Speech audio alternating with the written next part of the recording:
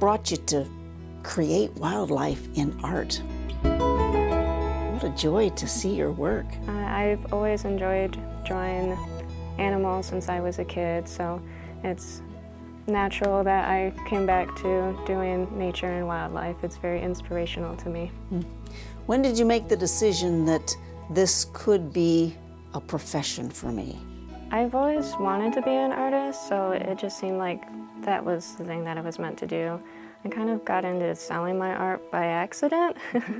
I entered a contest for the Grand Rapids Comic-Con to do their cover art and ended up winning. And part of that was to sell my art at the convention, which I had never sold any of my art before, so that's how I started making more artwork that was for people to enjoy instead of just what I was working on at school or anything like that. So you're dubbed a mixed media artist, so take me to, I guess, your studio. We're in front of a lot of your utensils. Which process? Usually I start off with ink. I use it kind of like it's watercolor. I'm not professionally trained in painting, so I've kind of come up with my own method of doing it just intuitively. Usually I do the ink painting first and then go back in with colored pencil for finer details and some gouache. So let's say you're painting your fox. Do you see a picture? How are you presenting that on paper? Usually I have an idea already in my head for it, and then I go online and gather a variety of different reference images to make sure that everything's correct with the anatomy and kind of make a mood board of sorts of how I like the general vibe of it, or the lighting in this picture, or the color palette in this picture, just so I have something that I can look at visually that it kind of clarifies a bit more what I already am picturing. How did you get this niche of finding wildlife and nature to be your specialty? Yeah, I did a variety of different things previously, and within the past few years, I've kind of returned back to doing nature art just because I enjoy doing that, and it seems other people also have taken a liking to it. I think nature and wildlife is something that really connects to a lot of people, the beauty of the world and stopping to slow down and appreciate it. So I know that it connects with people a lot. And I enjoy it. That is what's key, right?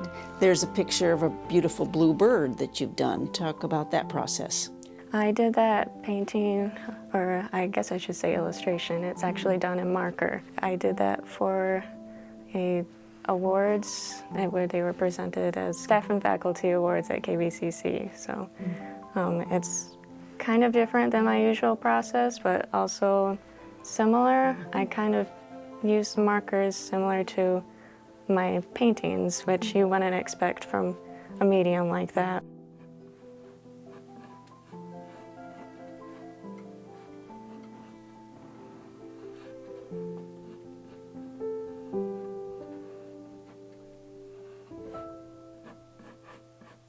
I actually haven't done any drawings of my cats yet. I have the dogs. I don't usually draw cats, so I wanted to do that. I guess I find them a little bit more tricky to draw. I'm pretty used to drawing canines, and cats' faces are a lot different, so I like drawing fur a lot, so I guess it's very fitting that I draw animals.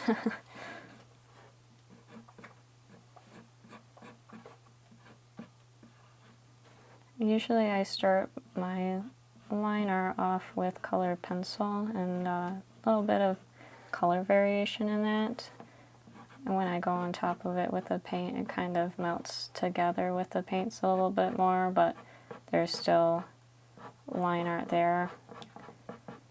I like the look of line art, but I found that I don't like the harshness of like a black line art like how I used to do.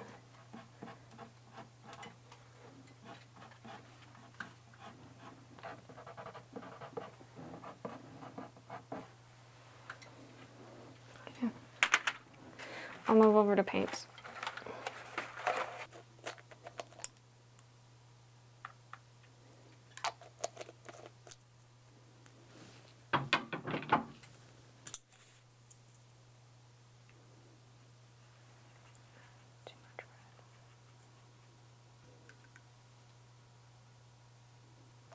acrylic ink, India ink, sorry.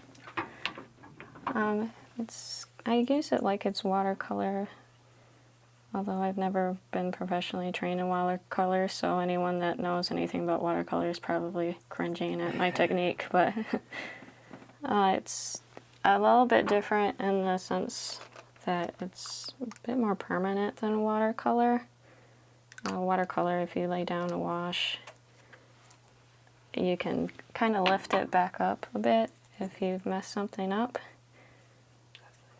Ink, you can't do that. It's very permanent. Once you lay it down, it's not moving, which I actually kind of like. So if I put a layer of something down, I'm not disrupting it in any way. Yeah. It's also very, I don't know if I said already, it's very pigmented. So if I want pigment straight away, I can get it. Or if I want it a bit more watered down, I can do that too.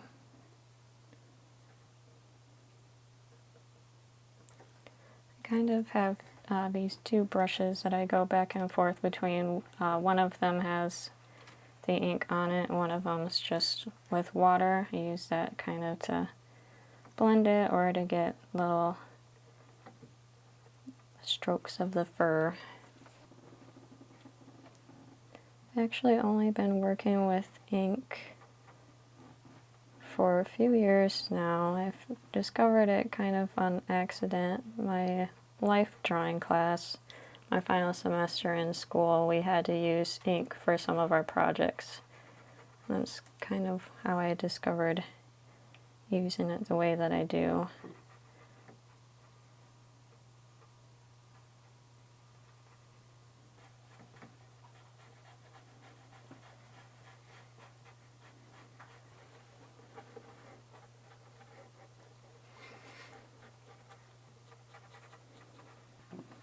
Yeah, I've recorded some of my process to do YouTube shorts of. Mm-hmm. And like I have 2 hours of footage that I need to put down in like 7 seconds. Oh, God.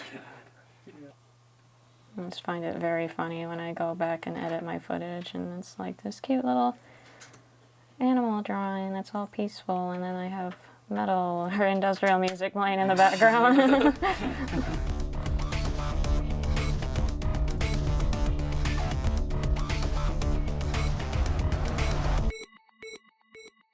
What's another piece of art or craft that you're proud of? I'm really proud of a piece called Wolf Lullaby. I did it for my art series a couple years ago. It's one of my larger paintings that I've done to date. So just the size of it, and I really like the vibe that it gives off. It's very peaceful, so it's something that turned out how I envisioned it, so that's why I'm so happy with it. When do you name a painting? Does that start at step one or when the finished product is occurred? I've never been good at naming my pieces. Sometimes, like Wolf Lullaby, I already had the title in mind when I first started painting it, and that kind of influenced what it turned out like. A lot of my other pieces, they get named at the end of it, whatever I feel suits it. How does the culture of Kalamazoo help you with your art? Oh, it helps me so much. There's so many great opportunities in Kalamazoo for artists, and I've met so many talented artists, very kind people throughout the years just in Kalamazoo on my art adventures. A lot of the artwork that's on the wall is stuff that I've collected from people that I've met over the years. So just the general community is really helpful, but also different programs like the Arts Council.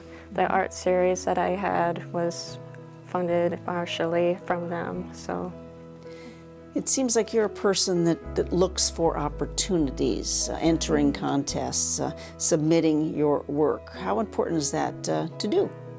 I think it's very important. I don't ever expect to win anything when I enter, but there's nothing to lose when you're entering artwork in the shows or contests, so I always encourage fellow artists to do the same. Yeah. My business, I started that a couple years ago, doing it online. I make almost all of my products myself in my studio. I have a nice fancy printer that I make all of my prints on. I care a lot about making the prints as close to the original pieces as possible, so high quality inks and paper that has kind of a watercolor paper texture to it, just like the original painting. I also make my own stickers in here, so yeah. As a kid, were you a self-starter? Did you look for opportunities? You mentioned a lot of this is self-taught along with your education. Yeah, I grew up in a creative family. My mom was an artist as well, so she really encouraged me to do things. She's the one that encourages me to enter contests from the very beginning. So sometimes moms know it best, right? Yes.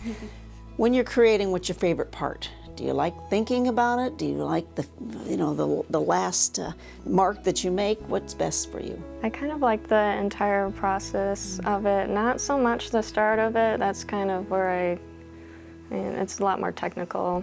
Painting is where I can get in that flow state and really enjoy it. I guess I would say my favorite part's the end, where I can go in with those fine details. You also do portraits for other people? Say they want a picture of their bubby or such. What's that like, bringing joy to someone from your talent? Oh, I love doing that so much. I know that people's pets mean a lot to them, so being able to create something that is a unique piece of art for them that represents either an animal or a person that they are close to, it's really special. And the talk of nature, it's good to get outside, whether we're painting, walking, or just being. Absolutely, very important, I think, just to step outside and enjoy life, I guess, and not get so caught up in our day-to-day lives with work and everything, just to go outside and be, I guess. Yeah. Inside joke, as we say our goodbyes, have you painted all your cats and dogs? Not yet. I've got quite a few to draw, so 9 cats and a dog, so. Well, good. You'll have time for that. Yes. Congratulations on you. Thank you.